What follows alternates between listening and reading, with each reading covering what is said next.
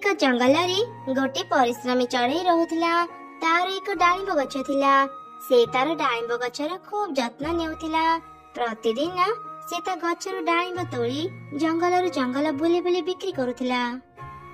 डाळिंब निया डाळिंब, मिठा मिठा डाळिंब।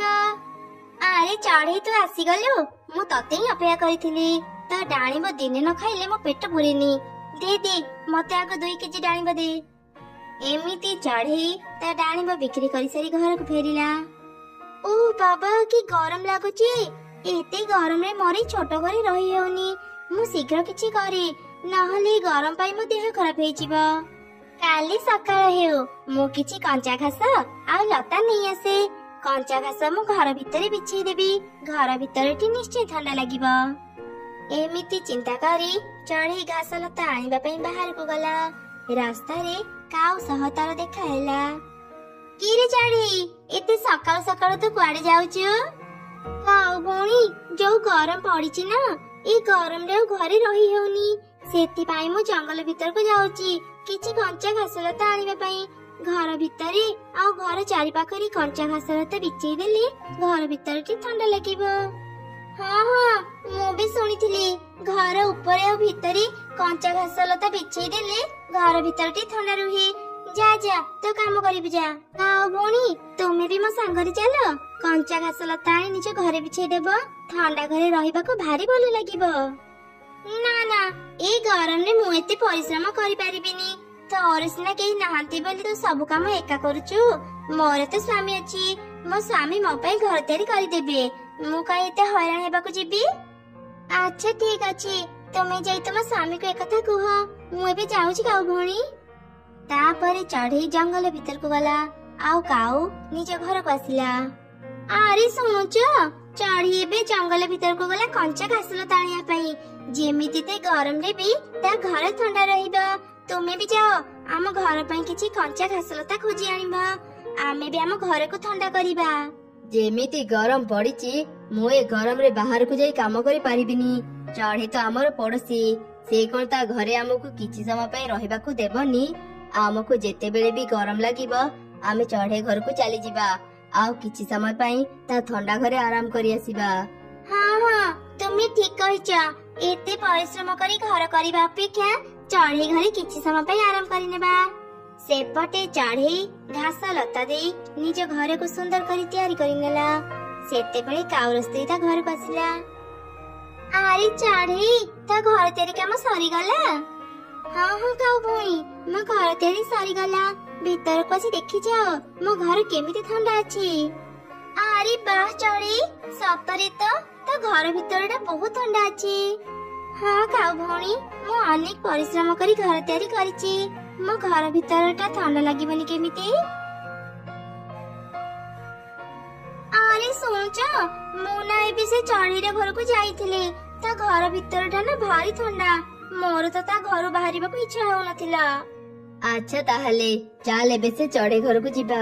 आउ किछि समय आराम करि आसीबा। चढ़ई अनेक कष्ट करी ता घर बनिछि। से कोन एमिति तुमको ता घरे रहिबाको देबा? ताहले एबे कोन करिबा? सुन, मो पाखरे एक उपाय अछि जा द्वारा चढ़ई खूब सहजरे आमको ता घरे रहिबाको देबा। एमिति दुई काउ एक योजना बनेले। परदिन काउर स्त्री चढ़ई रे घर को गला। अरे चढ़ई, सर्वनाश हे गला। गरम पाई मो स्वामी बेहोश हे जाइचंती। चढ़ई, ता घर तो बहुत ठंडा। किछि समय पे मो स्वामी को तो घरे रहिबाको देइथा। मते टिके सहाय्य कर चढ़ई। अच्छा अच्छा, आउ कांगनी काउ भौणी, चलो शीघ्र काउ भाई को नहीं आसीबा। तापरे चढ़ई आउ काउर स्त्री मिसी काउ को नहीं आसिले। काउ भाई कर होश आसीबा जाए तुमे एठी आराम कर। तुमे तो देखुछ काउ भौणी, मो घर बहुत छोट। एठी 3 जण रही परिबानी। काउ भाई कर होश आसिला परी तुमे निज घर को चली जिवो। हाँ हाँ चढ़ई, मो स्वामी कर होश आसिला परी आमे तो घर चली जिवु। एमिति से राति बीती गला। सकाळ हेला परे चढ़ई दुई काम को उठेला। काउ भाई, एबे तुम देह केमिति? मु एबे काम को जाईतांती। तुमे माने भी निज घर को जाओ। अरे चढ़ई, एबे मते भलो लागुछि जे, हेले मु पूरा पूरी भलो हेनी। मते आउ टिके सोइबाकू दे, मु भलो हे जिबी। ତୁ କାମକୁ ଯା, ଆମେ ଶୋଇକି ଉଠିଲେ ତ ଘରୁ ଚାଲିଯିବୁ। ଆଚ୍ଛା ଠିକ ଅଛି, ମୁଁ ଏବେ ବାହାରକୁ ଯାଉଛି। ଏମିତି କହି ଚଢେଇ ନିଜ ଡାଳିମ୍ବ ଝୁଡ଼ି ନେଇ ବଜାରକୁ ଗଲା। ଅନେକ ସମୟ ବିତିଗଲା, ତଥାପି କାଉ ମାନଙ୍କର ନିଦ ଭାଙ୍ଗିଲାନି। ହଠାତ୍ କାଉର ନିଦ ଭାଙ୍ଗିଗଲା। ସେ ଦେଖିଲା ସନ୍ଧ୍ୟା ହେଇଗଲାଣି। ଆରେ ଏଯାଏଁ ତ ନିଦ ଭାଙ୍ଗିନି, ସନ୍ଧ୍ୟା ହେଇଗଲାଣି। ଚଢେଇ ଆସିବା ପୂର୍ବରୁ ଚାଲ ତା ଘରୁ ଚାଲିଯିବା। କଣ କହିଲା? ସନ୍ଧ୍ୟା ହେଇଗଲାଣି? ଚଢେଇ ଘରେ ମୁଁ ସମୟ ଟିକେ ବି ଜାଣିପାରୁନି। ଏଇ ଘର ଯଦି ଆମର ହେଇଥାନ୍ତା କେତେ ଭଲ ହେଇଥାନ୍ତା ନା। ଏମିତି ଘର କରିବା ପାଇଁ ଅନେକ ପରିଶ୍ରମ କରିବାକୁ ପଡେ। ହଉ ଛାଡ ସେ କଥା, ଚାଲ ଏବେ ଘରକୁ ଯିବା। କଣ ଖାଲି ଯିବା ଯିବା ହଉଛ? ଆମେ କଣ ଚାଲିଯିବା ପାଇଁ ଚଢେଇ ଘରକୁ ଆସିଛେ? ମାନେ ତୁ କଣ କରିବାକୁ ଚାହୁଁଛୁ? ଆଉ କିଛି ସମୟ ଅପେକ୍ଷା କର, ତୁମେ ସବୁ ଜାଣିପାରିବ। ଆରେ ମୋ ଘର କଣ ଭିତର ପଟୁ ବନ୍ଦ ଅଛି? କାଉ ମାନେ କଣ ଏଯାଏଁ ମୋ ଘରୁ ଯାଇନାହାନ୍ତି? କାଉ ଭଉଣୀ, କାଉ ଭାଇ, କବାଟ ଖୋଲ, ମୁଁ ଘର ଭିତରକୁ ଯିବି। କିଏ ତୁ? ଆମ ଘରର କବାଟ କାହିଁକି ବାଡଉଛ? ମୁଁ ଚଢେଇ, କବାଟ ଖୋଲ କାଉ ଭଉଣୀ, ମୁଁ ଘର ଭିତରକୁ ଯିବି। ତତେ ଆମେ ଚିହ୍ନିନୁ, ଆମ ଘର ଆଗରେ ପାଟି କରନି, ଚାଲି ଯା ଏଠୁ। ଏଇ କଣ କହୁଛ ତମେ ମାନେ? ଏଇ ଘର ମୋର, ମୋ ଘରୁ ମତେ ଚାଲି ଯିବାକୁ କହୁଛ? ଏମିତି କରନି, କବାଟ ଖୋଲ, ମୁଁ ଭିତରକୁ ଯିବି। ହେଲେ କାଉ ମାନେ ଚଢେଇର କିଛି କଥା ଶୁଣିଲେନି। ଚଢେଇ ମନ ଦୁଃଖରେ ନିଜ ଡାଳିମ୍ବ ଗଛ ପାଖକୁ ଚାଲିଗଲା। ଆଉ ସେଠି ବସି ଅନେକ କାନ୍ଦିଲା। କଣ ହେଲା ଚଢେଇ, ତୁ ଏମିତି କାନ୍ଦୁଛୁ କଣ ପାଇଁ? କିଏ ଏମିତି କଥା କହୁଛ? ମୁଁ ତୋ ଡାଳିମ୍ବ ଗଛ କଥା କହୁଛି। ଆଜି ଯାଇ ମୁଁ ତତେ ଏମିତି କେବେ ବି କାନ୍ଦିବାର ଦେଖିନି। କହ ଚଢେଇ, ତୋର ଆଜି କଣ ହେଇଛି? ମୁଁ କାଉ ଆଉ ତାର ସ୍ତ୍ରୀକୁ ରହିବା ପାଇଁ ମୋ ଘର ଦେଇଥିଲି, ହେଲେ ସେମାନେ ବହୁତ ସ୍ୱାର୍ଥପର ଥିଲେ।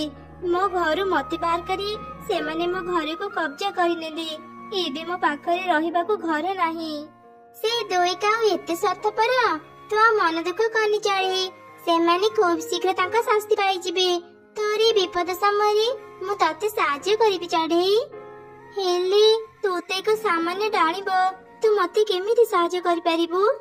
ଆରେ ଚଢେଇ, ମୁଁ ଏମିତି ସେମିତି ଡାଳିମ୍ବ ନୁହଁ, ମୁଁ ହେଉଛି ଯାଦୁର ଡାଳିମ୍ବ। ଏଇ ଡାଳିମ୍ବ ଘର ଆଜିଠୁ ତୋର। ତୁ ଏଇ ଡାଳିମ୍ବ ଘରେ ରହିବୁ। ଏଠି ସବୁ ସୁବିଧା ଅଛି।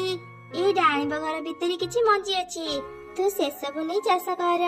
ଖୁବ ଶୀଘ୍ର ଡାଳିମ୍ବ ଗଛ ବାହାରି ସେଥିରେ ଅନେକ ଡାଳିମ୍ବ ଫଳିବ।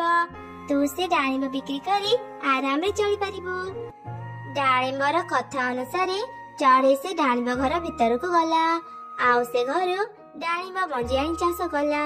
ଖୁବ ଶୀଘ୍ର ହିଁ ଡାଳିମ୍ବ ଗଛ ବାହାରି ସେଥିରେ ଅନେକ ଡାଳିମ୍ବ ଫଳିଲା। ଚଢେଇ ସେସବୁ ଧରି ବଜାରକୁ ଗଲା ଆଉ ବିକ୍ରି କଲା। ଏମିତି ତାର ସବୁଦିନ ଭଲରେ ବିତୁଥିଲା। ହେଲେ ଦିନେ କାଉ ଆଉ ତାର ସ୍ତ୍ରୀ ଚଢେଇର ଡାଳିମ୍ବ ଘରକୁ ଦେଖିଲେ। ଆରେ ମୁଁ ଯାହା ଦେଖୁଛି, କଣ ତୁମେ ବି ତା ଦେଖୁଛ? ହଁ, ମୁଁ ବି ସେଇଆ ଦେଖୁଛି। ଆଜି ଯାଏ ମୁଁ ଏତେ ବଡ ଡାଳିମ୍ବ ଘର ଦେଖି ନଥିଲି। ମୋର ଏଇ ଡାଳିମ୍ବ ଘର ଦରକାର, ଯେମିତି ବି ହଉ ମତେ ଏଇ ଡାଳିମ୍ବ ଘର ଦିଅ। ଆମେ ଥରେ ଚଢେଇର ଘର ନେଇ ସାରିଛେ, ସେ ଆମକୁ ପୁଣି ଥରେ ତା ଘର କଣ ପାଇଁ ଦେବ? ଚଢେଇଠୁ ତା ଘର ନେବା ପାଇଁ ମୋ ପାଖରେ ଏକ ଉପାୟ ଅଛି, ଆସ ମୋ ସାଙ୍ଗରେ। କିଏ ମୋ ଘର କବାଟ ବାଡଉଛ?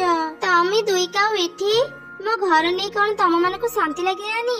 ପୁଣି ଥରେ ଚାଲି ଆସିଲ, ଚାଲି ଯାଉ ଏଠୁ। ଓହୋ ଚଢେଇ, ଏତେ ରାଗୁଛୁ କଣ ପାଇଁ ଯେ? ଆମେ ତତେ ଏକ ଖବର ଦେବାକୁ ଆସିଥିଲୁ। ପାରାର ଦେହ ବହୁତ ଖରାପ, ସେ ବଞ୍ଚିବ କି ନାହିଁ ଜଣା ନାହିଁ। ସେ ତତେ ଦେଖିବାକୁ ଚାହୁଁଛି ବୋଲି ଆମକୁ କହିଲା, ସେଥିପାଇଁ ଆମେ ତତେ ଆସି ଖବର ଦଉଛୁ। ଏଇ କଣ କହୁଛ ତମେ ମାନେ? ପାରାର ଦେହ ଖରାପ? ମୁଁ ଏବେ ତା ପାଖକୁ ଯିବି। ବୋକା ଚଢେଇ ଆମ କଥାରେ ଫସିଗଲା। ଚାଲ ଚାଲ ଏବେ ଡାଳିମ୍ବ ଘର ଭିତରକୁ ଯିବା। ପାରା, ତୁ ଠିକ ଅଛୁ ତ? ମୁଁ ଶୁଣିଲି ତ ଦେହ ଖରାପ। ହଁ ଚଢେଇ, ମୁଁ ଏକଦମ ଠିକ ଅଛି। ତତେ ମିଛ କଥା ଗୁଡା କିଏ କହିଲା? କାଉ ମାନେ ମତେ ପୁଣି ଥରେ ମିଛ କଥା କହିଲେ। ନିଶ୍ଚୟ ସେମାନେ ମୋର କ୍ଷତି କରିବାକୁ ଚାହୁଁଛନ୍ତି। ପାରା ଭଉଣୀ, ମୁଁ ଏବେ ଘରକୁ ଯାଏ, ମୁଁ ପରେ ତମକୁ ସବୁ କଥା ବୁଝେଇଦେବି। ତମେ ଦୁଇ କାଉ ଏତେ ଖରାପ, ପୁଣି ଥରେ ମୋ ଘରକୁ କବ୍ଜା କରିନେଲ। ବାହାରି ଯାଅ ମୋ ଘରୁ। ନା, ଆଜିଠୁ ଏଇ ଘର ଆମର, ତୁ ଏଠୁ ଚାଲି ଯା। ମୁଁ ମୋ ଘର ଛାଡି କୁଆଡେ ବି ଯିବିନି, ବାହାର ମୋ ଘରୁ। ଏଇ ସବୁ ଘଟଣା ଡାଳିମ୍ବ ବି ଦେଖୁଥିଲା। ସେ ଆଉ ସହି ନ ପାରି ତା ଶକ୍ତି ଦ୍ୱାରା ବିଷାକ୍ତ ଧୂଆଁ ଡାଳିମ୍ବ ଘର ଭିତରେ ବାହାର କଲା। ସେଇ ବିଷାକ୍ତ ଧୂଆଁ ଯୋଗୁଁ ଦୁଇ କାଉ ମରିଗଲେ।